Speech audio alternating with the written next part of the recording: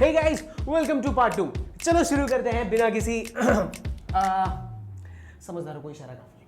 आगे बात करते हैं। लास्ट टाइम हम लोगों ने पढ़ लिया था प्राइमरी सेक्स ऑर्गन, जिसमें मैंने टेस्टिस के बारे में बात की। टेस्टिस का स्ट्रक्चर यहां पे मैंने ड्रॉ अभी करके रखा हुआ है, बताते हैं। उसके बाद हमने बात की थी स्क्रॉटल सैक के बारे में। आज अपने पूरी पाथवे की बात करेंगे कि वो जो स्पर्म बन चुका है वो स्पर्म वहां से लेके पेनिस के एंड तक कैसे पहुंचने वाला है। Let's start. सबसे पहले यहां पे टेस्टिस का स्ट्रक्चर याद कर लेते हैं एक बार। Recall, small recall. हम लोग देख रहे हैं कि सबसे बाहर वाला layer that is called as your tunica vaginalis. Okay, तो ट्यूनिका वेजाइनालिस। तो यहां पे मेरे पास ट्यूनिका वेजाइनालिस।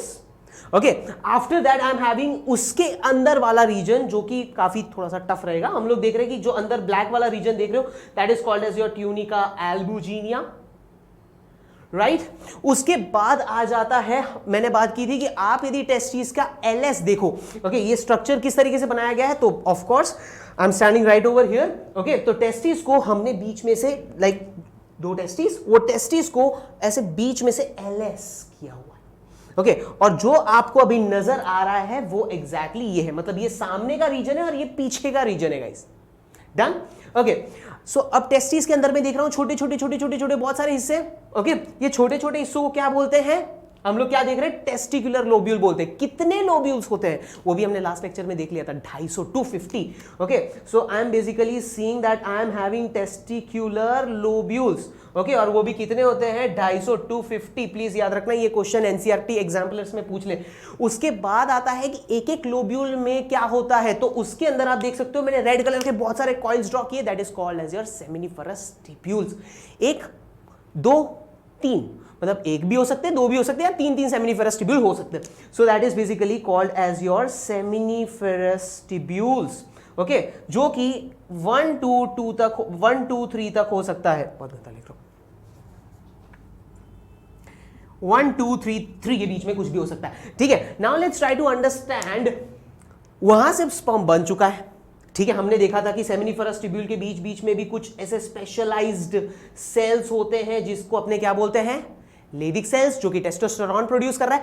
उन्होंने स्पर्म बनाने में भी मदद की और साथ ही साथ सेकेंडरी सेक्सुअल कैरेक्टरिस्टिक डेवलप करने में भी मदद करेंगे, राइट, वो टेस्टोस्टेरोन। पर बात आ जाती है कि अब ये जो स्पर्म रेडी है हमारे पास, वो स्पर्म अब आगे कैसे जाएगा? ओके, तो वो स्पर्म के लिए हम देख रहे हैं कि यहां पे मेरे पास सेमिनिफरस टिब्यूल्स है। वहां से आप देख सकते हो एक रेड कलर का पाइप मैंने बाहर निकाला है। तो ये जो मेरे रेड कलर का पाइप है, वो रेड कलर के पाइपों को मैं क्या बोलता हूं, उसके बारे में आप थोड़ा लिखते हैं। वो रेड कलर के पाइपों को मैं बोलता हूं ट्यूब्यूलाई रेक्टी, बराबर। उसको अपने क्या बोलते हैं? ट्यूब्यूलाई रेक्टी। डन। मैं देख रहा हूं हर एक लोब्यूल में से एक एक ट्यूब्यूलाई रेक्टी निकल रही है और वो इस ब्लू वाले सेक्शन में जा रही है। ये ब्लू वाले रीजन को अपने क्या बोलते हैं? तो ये ब्लू वाले रीजन को अपने बोलते हैं रेटेटेस्टिस। आप देख लो यहां पे अभी पूरा लिस्ट बताइए, पूरे लिस्ट को हमें समझना है। तो ये जो ऊपर का जो ब्लू है that is called as your rete testis. Okay, हम लोगों ने ये भी समझ लिया। सो रेटेटेस्टिस में क्या हो रहा है? रेटेटेस्टिस में हम लोग देख रहे हैं कि आपका स्पर्म थोड़ी देर के लिए स्टोर रहेगा। जितने भी सेमिनिफरस टिब्यूल है वहां से सारा कंटेंट आ रहा है, रेटेटेस्टिस में स्टोर होगा। अब बात आती है नेक्स्ट, दैट इज कि रेटेटेस्टिस में जो भी अभी कंटेंट है उसको वहां से बाहर फेंकना है। फेंकना नहीं है, मतलब आगे पास करना है। तो इधर अपने देख रहे हैं लगभग 15 से 20, I am not making it exact, but हाँ 15 से 20 हम लोग पतले पतले टिब्यूल्स देखते हैं। बहुत ही पतले पतले टिब्यूल्स होते हैं जो डायरेक्टली ये ऊपर वाले सेक्शन से कनेक्ट करता है। सो ये जो आप पतले पतले जो देख रहे हो, जो स्ट्रक्चर देख रहे हो, इस पतले स्ट्रक्चर्स को अपने क्या बोलते हैं? Vasa efferentia. Keep in mind guys, vasa, कभी भी सा यूज करूं मतलब प्लूरल टर्म है, क्योंकि कायदेसर सी बात है यार, बहुत सारे हैं, राइट। सो चलो उसको भी मैं लिख देता हूं यहां पे, इधर यहां पे, that is called as your vasa efferentia. ठीक, देख लो बहुत सारे नाम आने वाले, पूरा पूरा इधर ही अपने को कीचड़ बना देना, ठीक है, पर अच्छे से समझते हैं। Okay, so now let's try to understand. Yes, आप लोग एक एक पॉइंट को, गाइस जो पहली बार ये चीजें समझ रहे हैं वो लोग अपने नोटबुक रेडी रखें और जो जो चीजें मैं बता रहा हूं वो चीजें नोट डाउन करते जाएं, ठीक है। और जो लोग रिवीजन कर रहे हो स्पीड बढ़ाओ, ठीक है, 1.5x पे करो और धड़ाधड़ देखना चालू कर दो, ठीक है। चलो एक और बार रिकॉल करते हैं। सबसे पहले मैंने बताया कि भाई टेस्टिस है, टेस्टिस के अंदर हम लोग को सेक्शंस देखने को मिल रहा है जिसको बोल रहे हैं टेस्टिकुलर लोब्यूल। वो टेस्टिकुलर लोब्यूल कितने होते हैं? 250 के आसपास। फिर मैंने बताया सेमिनिफरस ट्यूब्यूल्स। सेमिनिफरस ट्यूब्यूल वो एक एक लोब्यूल के अंदर हमें देखने को मिल रहा है सेमिनिफरस ट्यूब्यूल प्रेजेंट है। कितने होते हैं? 1, 2 या 3, कुछ भी हो सकता है। वहां पे जो भी स्पर्म बने हैं वो सारे के सारे स्पर्म अब आगे ट्रैवल करने की कोशिश करेंगे। तो सबसे पहले ये इंडिविजुअल रेड कलर का आपको यहां पे ट्यूब्स नजर आ रहे होंगे जो कि आगे ब्लू कलर के सेक्शन पे कनेक्टेड है। तो ये जो रेड कलर के जो छोटे छोटे है ना, उसको अपने क्या बोल रहे हैं? टिब्यूलाई रेक्टी। ओके, क्या बोल रहे हैं अपने इसको? टिब्यूलाई रेक्टी। फिर वो टिब्यूलाई रेक्टी से आगे कहां जा रहा है? मैं देख रहा हूं ये ब्लू वाले सेक्शन की तरफ। वो ब्लू वाला सेक्शन क्या है हमारे पास? रेटे टेस्टिस। ओके, सो यहां तक हमें पता चल गया रेटे टेस्टिस तक पहुंच चुका है। ये मेरा टेस्टिस का एक रीजन हो जाता है गाइस। इतना तक तो मेरा टेस्टिस के अंदर ही काउंट होता है। अब अपने टेस्टिस के बाहर निकलते हैं। Is that clear? So now you can सी कि ये जो मेरा रेटे टेस्टिस है उसके ऊपर से लगभग कितने, लगभग 15 से 20 जितने पतले पतले ट्यूब्यूल्स निकलती है जिसको अपने क्या बोल रहे हैं? Vasa efferentia. ओके, अब वासा का मतलब क्या है? वासा मतलब बहुत सारे, वो भी बताया, ठीक है। सो वासा एफरेंशिया से फाइनली पहुंचेगा। अब टेस्टिस से बाहर निकल चुका है। अब ये कॉइल्ड स्ट्रक्चर में पहुंच रहा है जिसको अपने बोलते हैं एपिडिडाइमस। क्या बोलते हैं अपने इसको? एपिडिडाइमस। ये कौन से शेप का होता है? तो हम लोग जनरली देखते हैं कि ये कॉमा शेप का होता है। मैं इसके फीचर्स यहां पे लिख रहा हूं, ठीक है। कॉमा शेप का होता है। ओके, जनरली अपने देखते हैं ये ज्यादा बड़ा नहीं होता, ठीक है, बहुत बहुत एकदम प्रिसाइज होता है। क्योंकि आप समझ सकते हो कि टेस्टिस के पीछे प्रेजेंट है, कितना ही बड़ा होगा, स्क्रॉटल सैक के अंदर है, तो ये ज्यादा बड़ा नहीं होता। ये सिर्फ होता है 6 मीटर लंबा, ठीक है, 6 मीटर लंबा होता है, पूरा अच्छे से कॉइल्ड स्ट्रक्चर है। अब उसको भी हमने 3 हिस्सों में बांटा हुआ है, that is called as your caput, corpus and cauda. अब इसका मतलब क्या हो जाता है तो जरा अपने समझते हैं। सबसे पहले ये जो ऊपर वाला सेक्शन है that is called as the head region of epididymis. Head of epididymis बोलते हैं। तो ये जो हेड है उसका नाम है कैपुट। Is that clear? उसको अपने क्या बोलते हैं? कैपुट। गाइस जो पहली बार लिख रहे हो वो उनको मैं फिर से रिपीट कर दूं, वो लोग अपने नोटबुक्स रेडी रखें और नोटबुक में हर एक चीज, छोटी से छोटी पॉइंट जो मैं बोल रहा हूं उसको नोट डाउन करें, ठीक है। तो ये जो हेड रीजन ऑफ एपिडिडाइमस है उसको अपने क्या बोलते हैं? कैपुट बोलते हैं, ठीक है। फिर कैपुट के बाद क्या आ जाता है? मेरा बॉडी वाला रीजन, ये वाला रीजन। ओके, सो ये जो बॉडी वाला रीजन है उसको अपने क्या बोलते हैं? कॉर्पस। एंड द लास्ट जो ये नीचे वाला एकदम narrow region, the narrowest region of your epididymis that is called as the tail region, जिसको अपने बोलते हैं कॉडा। याद रहेगा? तो ये हमारे पास 3 सेक्शंस हो जाते हैं किसके? एपिडिडाइमस के। Okay, now let's try to understand कि यहां पे होते क्या क्या है। तो इधर एक और फीचर मैं आपको लिखा देता हूं एपिडिडाइमस का, कि इनमें आपको तीनों रीजन्स पता चल गए, caput, corpus, cauda, head, body, tail. Now, what I basically observe is कि they are made up of a special type of epithelial cells. Okay, and that is called as your pseudostratified. That is called as your pseudostratified ciliated epithelium. Okay, मतलब इसके ऊपर ना पतले पतले सीलियाज होते हैं, पर सीलिया से थोड़े बड़े structure that is called as your stereocilia are present पूरे सेक्शन में। ओके, और उसका फायदा क्या? स्टीरियोसीलिया का फायदा सिर्फ इतना होता है दैट मान लो कि मेल यदि स्पर्म रिलीज नहीं कर रहा है तो ऑफकोर्स ही बात है कि वो स्पर्म धीमे धीमे डिग्रेड होने लगेंगे, राइट। कुछ टाइम बाद हम लोग देखेंगे कि वो स्पर्म अब डिके होने लग जाएंगे। तो वो सारे जो स्पर्म जो अब कोई काम के नहीं, उन सबको एब्जॉर्ब करने का काम कौन करेगा? ये स्टीरियोसीलिया करेगा। Is that clear? And now let's try to understand कि इसके फंक्शन क्या है। तो एपिडिडाइमस का जो मेजर फंक्शन यदि मुझे कोई पूछे तो मैं ऐसा बोल सकता हूं कि एक तो ये 6 मीटर लंबा है, तो 6 मीटर लंबा होने की वजह से इसमें सोचो कितने स्पर्म स्टोर हो सकते हैं, बराबर। तो पहले तो मैं लिखूंगा ये स्टोरेज है। Okay, storage of sperm, this is the important feature. अब क्योंकि वो एपिडिडाइमस में काफी लंबे टाइम तक रहते हैं, that basically make the sperm mature. समझ में आया? एंड इवेंचुअली वो मोटिलिटी भी प्रोवाइड कर देता है, मतलब मूव होने की काबिलियत देता है। Is that clear? ये हमारे एपिडिडाइमिस के बारे में याद रखना, इससे ज्यादा आपको कुछ याद रखने की जरूरत नहीं पड़ेगी। क्या क्या बताया? एपिडिडाइमिस के होते हैं 3 रीजन, बराबर, कैपुट, कॉर्पस, कॉडा। उसके बाद हमने देखा कि वो कॉमा शेप का होता है, 6 मीटर लंबा होता है, उसमें pseudo stratified ciliated epithelial tissues होते हैं। वो स्टीरियोसीलिया जो भी हमारे डेड जितने भी स्पर्म होंगे उन सबको एब्जॉर्ब करने में मदद करेगा और बस remove out. And important function के बारे में बात करूं तो सबसे पहले आ जाता है कि it will be acting as a storage, और दूसरी पॉइंट जो आ जाती है that is it makes my sperm mature as well as motile. Done. तो ये हो गया एपिडिडाइमिस के बारे में खत्म। अब बात करते हैं मेरे नेक्स्ट रीजन एपिडिडाइमिस से। अब जो स्पर्म होगा वो निकलेगा मेरे आगे की तरफ, and that is basically this blue structure that you can see. मैंने इतना बड़ा जो ड्रॉ किया हुआ है that is basically called as your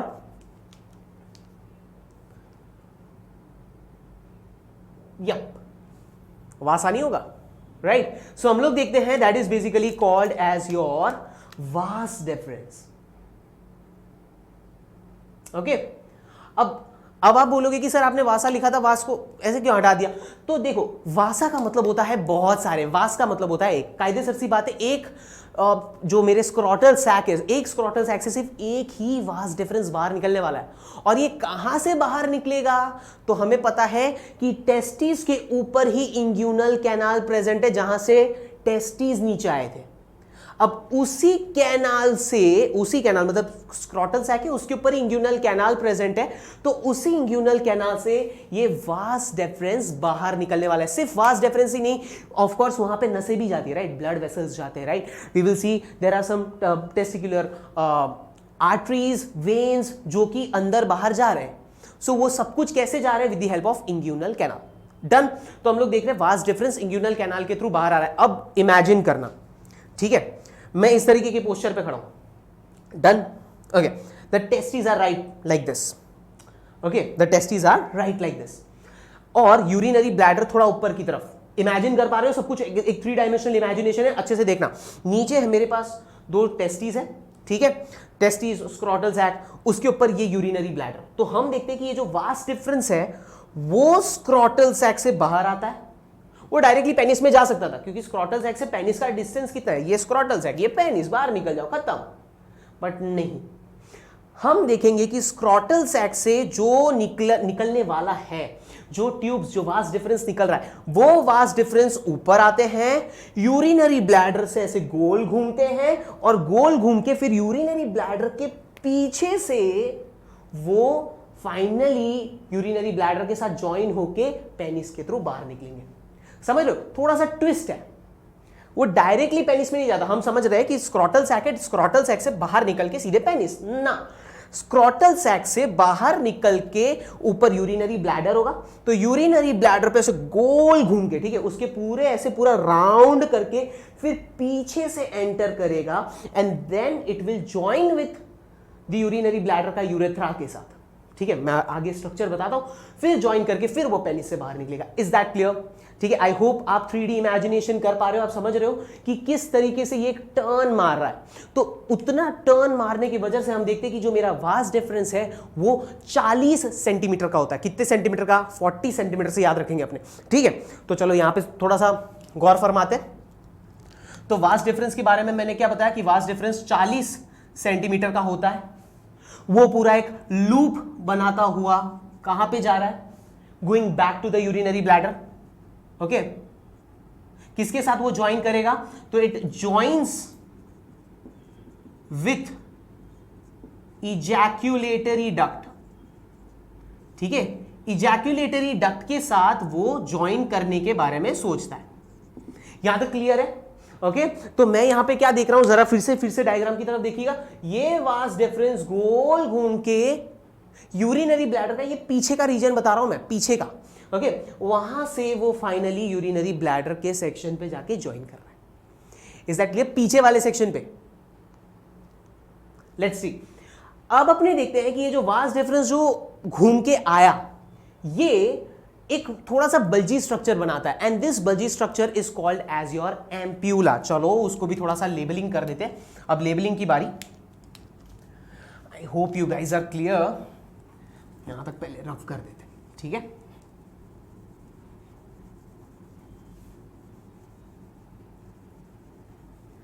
okay, तो वास्ट डिफरेंस के बारे में भी हमें थोड़ा बहुत तो पता चल ही चुका है, इसको भी निकाल ही देते हैं।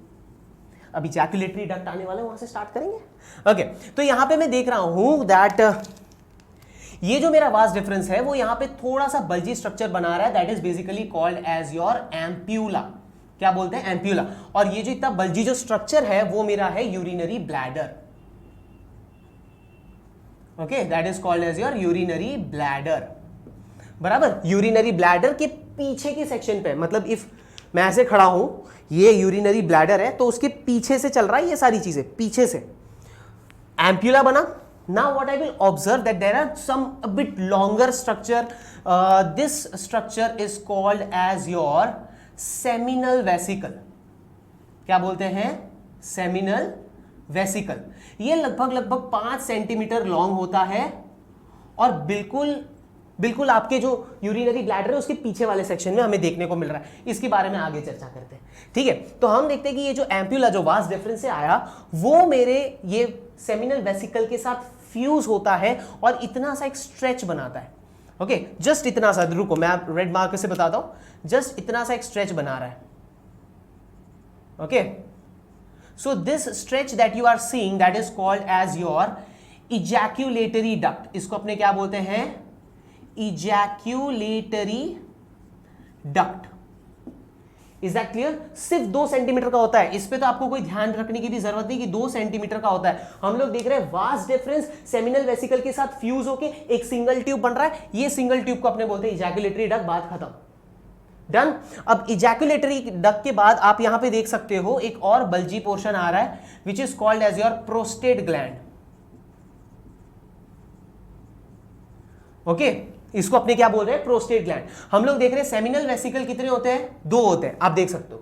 पर प्रोस्टेट ग्लैंड सिर्फ ये जो मैंने पूरा ड्रॉ किया है वो पूरा का पूरा सिर्फ एक ही है गाइस, सिर्फ एक। सो प्रोस्टेट ग्लैंड होते हैं सिर्फ एक। उसके बाद यहां पे आप नीचे एक छोटा सा सेक्शन देख पा रहे हो, ये छोटे से सेक्शन को अपने बोलते हैं काउपर्स ग्लैंड। क्या बोलते हैं? काउपर्स ग्लैंड, या जिसको अपने प्यार से बल्बो यूरेथ्रल ग्लैंड भी बोलते हैं। ये भी आप देख सकते हो 2 होते हैं। तो हम लोग देख रहे हैं कि इस तरीके से 3 ग्लैंड्स, दैट्स व्हाई मुझे इस वजह से इतना गोल घुमा के लाना पड़ रहा है पेनिस तक। समझ रहे हो? आइडिया पता चल रहा है? हम लोग इसीलिए इतना ज्यादा गोल घूम रहे हैं क्योंकि हम लोग को सेमिनल वेसिकल, प्रोस्टेट ग्लैंड और काउपर्स ग्लैंड के साथ मिक्स करके सारा कंटेंट रेडी करना है, तब जाके परफेक्ट सीमेन बनने वाला है, वरना नहीं।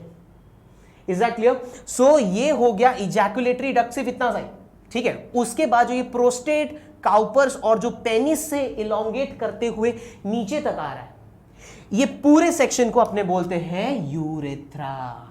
क्या बोलते हैं? Urethra. Is that clear? So हम लोग देख रहे हैं कि ये जो यूरेथ्रा है वो पूरा ये वाला लॉन्गिट्यूडिनल सेक्शन रहता है। अब जरा समझते हैं कि यूरेथ्रा को भी हम लोगों ने 3 हिस्सों में बांटा हुआ है। कौन कौन से? Prosthetic duct, next membranous urethra, and the last part that is called as your penile part.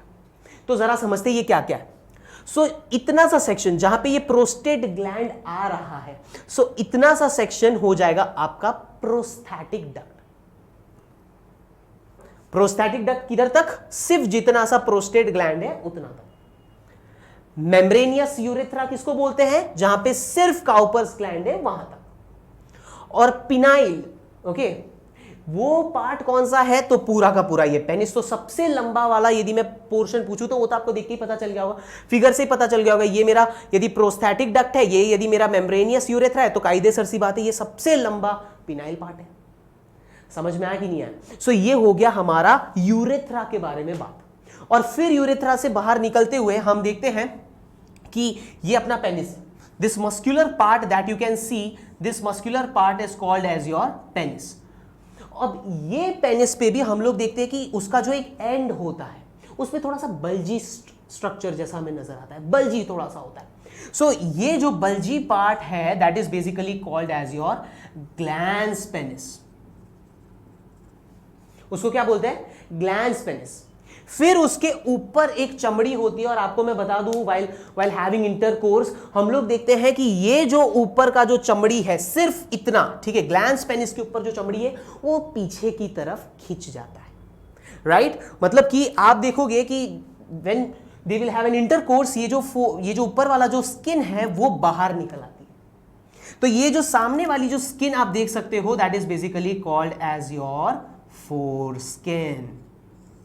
ये 1, ये 2, ये 3 चीजें हमें ध्यान रखनी है। समझ में आया? एंड दिस ओपनिंग जहां से हम देखेंगे कि यूरिन भी निकलेगा और जहां से हम लोग देखेंगे कि इवेंचुअली यूरिन के साथ साथ हम लोग देखेंगे व्हेन सेक्सुअली एक्साइटमेंट रहेगी तो स्पर्म भी निकलेगा। तो यूरिन के साथ नहीं, यूरिन अलग स्पर्म अलग टाइप में। So that opening, this opening will be called as your urethral meatus. Okay, मैं वो भी लिख देता हूं।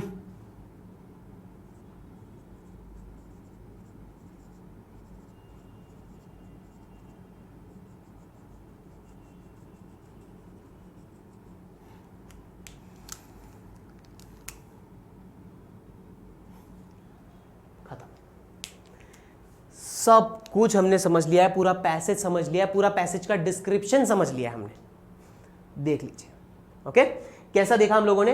रेटे testis, vasa efferentia, epididymis, vas deferens, ejaculatory duct, urethra, urethral meatus बाहर। डन। अब अपने समझते हैं कि पेनिस कैसा होता है। Whenever we are talking about a penis, penis का स्ट्रक्चर समझना बहुत ज्यादा इंपॉर्टेंट है। ठीक है, so let's see how the penis is done. तो हम लोगों ने फाइनली सारे पैसेज के बारे में समझ लिया। अब बात आ जाती है हमारे एक individual organ that is called as your penis. मैं बोल के ये क्या ड्रॉ किया है, तो लेट्स टेक एन एग्जांपल कि ये पेनिस है। ठीक है, just this was a penis. हम लोग क्या कर रहे हैं कि इसको इस वाले सेक्शन से, इस वाले प्लेन से मैं काट रहा हूं और काट के मैं आपको बोल रहा हूं कि जरा इसको देखो, इसके अंदर का कंटेंट देखो, ये बीच में क्या क्या चीजें प्रेजेंट है वो देखो। समझ में आ रहा है? तो ये वो है। ओके, सो हम लोगों ने पेनिस लिया, पेनिस को जस्ट अपने ने काट लिया और अंदर की जो सेक्शन है वो मैंने इधर रखा हुआ है। Okay, let's try to find out कि इसमें ये सब इंडिविजुअल चीजें होती क्या है। तो सबसे पहली बात, ये ऊपर वाला जो रीजन है उसको बोलते हैं डॉर्सल पार्ट और जो नीचे वाला रीजन है उसको बोलते हैं वेंट्रल। डन। ओके, नाउ इसमें से जो ये ऊपर वाले होते हैं वो थोड़े से कड़क होते हैं। कैसे होते हैं? थोड़े से कड़क। ओके, हम लोग देखते हैं कि ये जो दो पोर्शंस है, मतलब कि ये वाला और ये वाला, ये दोनों को अपने मिला के बोलते हैं कॉर्पोरा कैवर्नोसा। ओके, इसका नाम है कॉर्पोरा कैवर्नोसा। अब बात करते हैं, मतलब मेरे पास दो कॉर्पोरा कैवर्नोसा है, वो भी डॉर्सल साइड में। एक वेंट्रल साइड में मुझे ये नीचे की तरफ जो देखने को मिलता है that is called as your corpus spongiosum.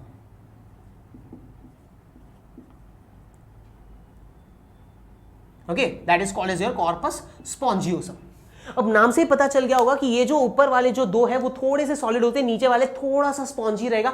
Now the point is they are having blood sinus. Now what is the meaning of blood sinuses? Sinus का मतलब हो जाता है एन एम्प्टी स्पेस, पर ब्लड साइनसिस मतलब वो एम्प्टी स्पेस पे blood भरा हुआ है। तो हम लोग देखते हैं कि कभी भी पेनिस के बारे में बात करें तो ये 3 साइनसेस हमारे पास प्रेजेंट रहते हैं और इसमें खून जमता है। जब भी कोई मेल सेक्सुअली ड्रिवन होता है, ठीक है, या सेक्सुअली एक्साइटेड जिसको बोलते हैं, तो हम अक्सर देखते हैं कि ये 3 साइनसेस में ब्लड भर जाता है, जिसकी वजह से वो जो पेनिस है वो पूरा इरेक्ट हो जाता है, एनलार्ज हो जाता है। Right, this is all about it. अच्छा, फिर स्पर्म निकलेगा कहां से? ओके, तो स्पर्म निकलने का जो रास्ता है वो है ये नीचे वाला, ये जो नीचे वाला जो सेक्शन देख रहे हो that is called as your penile. Okay, that is basically called as your penile urethra. Is that clear? तो हम लोग देख रहे हैं कि पिनाइल यूरेथ्रा से, पिनाइल यूरेथ्रा मतलब पेनिस के थोड़े से लोअर वाले पोर्शन से निकलता हुआ, यहां से यूरिन निकलेगा, यहां से स्पर्म निकलेगा, depending upon what ever the situation is. Is that clear? अब थोड़ा सा मैं और एक फिगर बताने की कोशिश करता हूं, जरा देखिएगा। अभी हम लोगों ने इसके बारे में बात भी की कि whenever we are talking about a penis, okay, penis के जो फ्रंटल पोर्शन होते हैं वो थोड़ा सा होता है बल्जी। ठीक है, थोड़ा सा बल्जी होता है, ज्यादा नहीं। ठीक है, कुछ इस तरीके का थोड़ा सा बल्जी सेक्शन हमें देखने को मिलता है। Now the point that comes is कि इसके ऊपर एक स्किन होता है। स्किन तो पूरे के ऊपर होता है, तो हम लोग देख रहे हैं कि इसके ऊपर एक स्किन होगा and that skin was called as your foreskin. वो भी हम लोगों ने अभी देखा। अब आप बोल रहे हो कि सर वापस से क्यों बता रहे हो? The point is that in certain religions, okay, and eventually depending upon condition, हम देखते हैं कि ये जो फोर स्किन है उसको निकाल दिया जाता है। ओके उसको सर्जिकल मेथड से वो ऊपर के फोरस्किन को निकाल दिया जाता है and that procedure is called as your, जहां पे ये फोरस्किन निकाल दिया जाता है that procedure is called as your circumcision. Okay इसको बोलते हैं सर्कमसिजन। अब मैं इसके बारे में क्यों बता रहा हूं, फैक्ट फॉर यू गाइस, हम लोग देख रहे हैं कि इसके वजह से यूटीआईज होने के चांसेस कम, यूरिनरी ट्रैक इन्फेक्शंस, ओके वो होने के चांसेस कम। उसके बाद हम लोग देखते हैं पिनाइल कैंसर जो कि अपने देखते हैं, पीनियल कैंसर्स जो कि अपने देखते हैं, वो भी होने के चांसेस कम। इसके अलावा हम लोग देखते हैं बहुत सारे ऐसे अफ्रीकन कम्युनिटीज में देखी गई है कि ऐसे छोटे छोटे विलेजेस में देखी गई है कि जिनका सर्कमसिजन हुआ है उनमें एचआईवी होने के चांसेस भी कम, एचआईवी के chances come. Okay now the next part, this is all about it. ठीक है, इसी को अपने कॉपुलेटरी ऑर्गन बोलते हैं। कॉपुलेटरी मतलब this will be the organ which will be coming in contact with the female vagina, that's it. अब बात करते हैं हमारे नेक्स्ट सेशन के बारे में, नेक्स्ट सेक्शन के बारे में, that is called as your accessory sex gland. Okay सारे ग्लैंड्स, वापस से उस फिगर की तरफ हम लोग ध्यान देते हैं जो आप लोगों को अभी अभी थोड़ी देर पहले बताया था। हम लोगों ने देखा था कि अपने पास कुल मिला के 3 ग्लैंड्स होते हैं। सबसे पहले ये ऊपर वाला सेक्शन, फिर इधर, फिर ये जो ऊपर वाला सेक्शन जो आपको दिख रहा है उसको अपने बोलते हैं सेमिनल वेसिकल गाइस। इसको अपने क्या बोलते हैं, सेमिनल वेसिकल। याद रखना है इसका लोकेशन कहां पे है। तो लोकेशन हम लोग देखते हैं कि यूरिनरी ब्लैडर जो भी होगा उसके जस्ट पीछे, means behind the urinary bladder, just about the prostate gland, prostate gland के जस्ट ऊपर और यूरिनरी ब्लैडर के पीछे। Done done. अब बात करते हैं ये सेमिनल वेसिकल का साइज कितना होता है, 5 सेंटीमीटर लंबा होता है। तो इसकी जो लेंथ होती है वो 5 सेंटीमीटर लंबी होती है, काफी अच्छी खासी साइज है। नाउ टॉकिंग अबाउट ये कितना बनाता है, आपका जो एक सीमेन निकलता है उसका ये कितना पार्ट है। तो हम लोग देखते हैं कि सीमेन का ये लगभग if I talk about the content, ये 60% जितना तो सिर्फ और सिर्फ ये सेमिनल वेसिकल का फ्लूइड कंटेंट होता है, 60%। ओके इसमें क्या क्या होता है उसके बारे में चर्चा करें। सबसे पहले हम लोग जो चर्चा देख रहे हैं that is the fructose. Fructose किस काम के लिए, स्पर्म को एनर्जी सोर्स के लिए।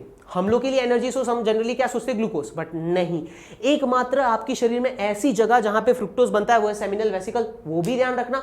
और स्पर्म का एनर्जी सोर्स क्या है, वो भी फ्रुक्टोज है, वो भी ध्यान रखना। Next that is calcium. Then comes is your prostaglandin. Prostaglandin किस काम का, वो एक्चुअली फीमेल का जो वजाइनल ट्रैक है। अब जरा बात समझिए कि सीमेन अंदर जाने की कोशिश करेगा, पर यदि बहुत टाइट रहेगा वजाइनल ट्रैक तो जाना थोड़ा सा मुश्किल होता है। तो prostaglandin basically help in the contraction of that vaginal tract, ताकि स्पर्म इजीली अंदर एंटर कर सके। Next thing that is called as your inositol. Inositol basically osmotic pressure को मेंटेन करने में मदद करता है। जो भी सीमेन का एक ऑस्मोटिक प्रेशर रहेगा, सेमिनल वेसिकल का एक ऑस्मोटिक प्रेशर रहेगा, उसको मेंटेन करने में मदद करेगा। कहीं कहीं पे अपने देखते हैं there are some clotting proteins also present in this seminal fluid. Done, let's move to the second one that is called as your prostate gland. Prostate gland को जरा यहां पे से समझिए, ये बिल्कुल यूरिनरी ब्लैडर के बेस में प्रेजेंट है। तो मैं ऐसा बोल सकता हूं at the base of urinary bladder, एक ही होता है। क्या क्या होता है इसमें, लिपिड्स देखने को मिलता है, सिट्रिक एसिड देखने को मिलता है, बाइकार्बोनेट्स। बाइकार्बोनेट्स की वजह से हम लोग क्या देखते हैं, जो फ्लूइड होगा इसका ओवरऑल फ्लूइड जो होगा वो हो जाएगा alkaline. Is that clear? Okay so हम लोग देख रहे हैं कि जो ओवरऑल मेरा जो फ्लूइड होगा वो हो जाएगा एल्कलाइन। देन ऑफ कोर्स मैंने नीचे भी लिखा हुआ है alkaline secretion. So overall this is going to be an alkaline secretion. इसका फायदा हम लोग देखते हैं कि ऑफ कोर्स यूरिनेशन तो होता ही है, तो यूरिनेशन होने की वजह से यूरिन जो होगा वो इस ट्रैक से ही पास होने वाला है, बट यूरिन होता है हल्का सा एसिडिक, बराबर। अब एसिड के कांटेक्ट में यदि स्पर्म आएगा तो क्या होगा, मर जाएगा। तो हमें इसको न्यूट्रल करना पड़ेगा। अब एसिड को न्यूट्रल करने के लिए क्या यूज करेंगे, बेस। कौन सा बेस, प्रोस्टेट ग्लैंड का सिक्रीशन। यही नहीं बल्कि काउपर्स ग्लैंड के सिक्रीशन में भी एल्कलाइन फ्लूइड होते हैं। तो आ जाओ चलो थर्ड वाला भी पढ़ लेते हैं। सबसे नीचे वाला सेक्शन, प्रोस्टेट ग्लैंड के नीचे वाला सेक्शन, वहां पे अपने देखते एक छोटे से वटाने शेप का, ओके सो अ पी शेप स्ट्रक्चर। यहां पे अपने देखेंगे कि एल्कलाइन फ्लूइड इसमें से भी सिक्रीट होता है। और नेक्स्ट थिंग आ जाता है म्यूकस। म्यूकस सिक्रीशन से क्या करना है, mucus secretion will basically make the whole tract lubricated. ठीक है, लुब्रिकेशन प्रोवाइड करेंगे तो स्पर्म एकदम हाई स्पीड के साथ बिंदास, कोई रोक टोक नहीं, कोई फ्रिक्शन नहीं, फटाफट आगे बढ़ सकता है। प्लस एल्कलाइन सिक्रीशन का तो मैंने आपको इंपॉर्टेंस बता ही दिया है कि जो भी अपना ट्रैक है, राइट, यूरिनरी ट्रैक है वो एसिडिक है, फीमेल का वजाइना वो एसिडिक है, तो वो सारे एसिडिटी को न्यूट्रलाइज करने के लिए of course this alkaline secretion is important. Now let's try to understand. मुझे इतना पता चल गया कि टेस्टिस ने मुझे स्पर्म दिया, स्पर्म देने के बाद इसमें से कुछ फ्लूइड निकली, इसमें से कुछ फ्लूइड निकली और काउपर्स ग्लैंड से भी कुछ फ्लूइड निकली। तो ये सब कुछ मुझे अब मतलब जो पेनिस से निकल रहा है उसमें ये सब कुछ मौजूद है। तो चलो अभी उसका एक फाइनल टर्म समझ लेते हैं, that is called as your semen. Let's see to it. चलो फाइनल तड़का मार लेते हैं। सो यहां पे अपने बात कर लेते हैं सीमेन क्या होता है। तो जरा यहां पे लिस्ट की तरफ देखिए। सबसे पहले मैंने लिख दिया कि उसका पीएच कितना है। पीएच उसका है 7.35 से लेके 7.5 के बीच में। हल्का सा एल्कलाइन है क्योंकि प्रोस्टेट ग्लैंड का थोड़ा जो सिक्रीशन था, काउपर्स ग्लैंड का जो सिक्रीशन था, उसको उसने एल्कलाइन बना दिया। नेक्स्ट आ जाते हैं अमाउंट। अमाउंट अपने देखते हैं जब फर्स्ट टाइम निकलता है तो एटलीस्ट अप्रोक्सीमेटली अपने एज्यूम करते हैं कि 3 से 4 ml जितना निकलेगा। नेक्स्ट बात करते हैं काउंट के बारे में। तो 200 से लेके 300 मिलियन स्पर्म काउंट अपने काउंट करते हैं। बट द पॉइंट इज कि अभी उसका एस्टिमेशन लगभग 80 से 100 मिलियन के आसपास ही चल रहा है। Next composition. ये चीज बहुत ध्यान रखना कि 60% तो इसमें सेमिनल फ्लूइड होगा, 20 to 30% प्रोस्टेट फ्लूइड होगा, 5% काउपर्स फ्लूइड होगा, राइट, तीनों के तीनों अपने मेजर ग्लैंड से, और सिर्फ 5% स्पर्म, सिर्फ 5%। Okay, that is 5% of your from your epididymis जो कि आएगा स्पर्म। तो इन सबको मिला के, इन सब के कंटेंट को मिला के हम लोग क्या नाम देते हैं? सीमेन नाम देते हैं। Is that clear? तो ये हमारा सीमेन के बारे में कॉम्पोजिशन हो गया। याद रखना स्पर्म और सीमेन में अंतर। स्पर्म में सिर्फ सेल्स होते हैं, सीमेन में हम लोग देखते हैं सारे fluids plus sperm which make it active, right. So ये हो गया कॉम्पोजिशन। बात करते हैं ऑनसेट के बारे में। ऑनसेट अपने देखते हैं मतलब कब शुरुआत होती है, ये सीमेन बनना कब शुरू होता है। तो हम देखते हैं that time is called as your puberty. Puberty generally अपने बॉयज में देखते हैं कि 13 साल से लेके 16 साल के बीच में कभी भी आ सकता है, इवन 12 साल में भी अभी आ रहा है। तो अपने देखते हैं 12 से लेके 16 साल के बीच में कभी भी ये प्यूबर्टी आ सकती है। इस प्यूबर्टी में क्या क्या चेंजेस होती है वो समझते हैं, राइट। इस प्यूबर्टी में हम लोग सबसे पहला चेंज जो देखेंगे वो है कि सेमिनिफरस ट्यूब्यूल स्पर्म बनाना चालू करेगा, ठीक है। Next thing, scrotal sac enlarge होगा, पीनस एनलार्ज होगा, ठीक है, शोल्डर्स ब्रॉड होंगे, मसल्स डेवलप होने चालू हो जाएंगे, ठीक है, आवाज थोड़ी डीप होती जाएगी, ओके, बिहेवियर में थोड़ी बहुत चेंजेस आएगी। ये सब कुछ आ जाती है सेकेंडरी सेक्सुअल कैरेक्टरिस्टिक्स में भी। ओके, सो फाइनली एक कंक्लूजन में देते हुए बता रहा हूं कि मेल रिप्रोडक्टिव ऑर्गन का काम क्या है। तो उसमें हम लोग देख रहे हैं कि सारे के सारे एक मेल का जो कैरेक्टर होता है, सेकेंडरी सेक्सुअल कैरेक्टर जो भी होता है, वो सब डेवलप करना। दूसरी चीज आ जाती है स्पर्म बनाना, और तीसरी चीज आती है ये स्पर्म को फीमेल तक पहुंचाने का काम करना। ये पूरा मिला के हम लोग एक मेल रिप्रोडक्टिव ऑर्गन बोलते हैं। इस पूरे सेशन का नोट्स आपको डिस्क्रिप्शन पे मिल जाएगा। Even we will solve more questions के भी वीडियोस होंगे, NEET exemplars as well as your board exemplars में भी हम लोग एमसीक्यूज कर रहे हैं। एंड प्लीज वो जो नीचे आप देखोगे एक लाइक बटन दिखेगा, उसके नीचे एक लाल बटन का भी दिखेगा, उसके बगल में एक घंटा शेप का भी बटन दिखेगा, सब बहुत ही गजब के, दबा दो, सब दबाते हुए जाना, ठीक है। Till then peace out.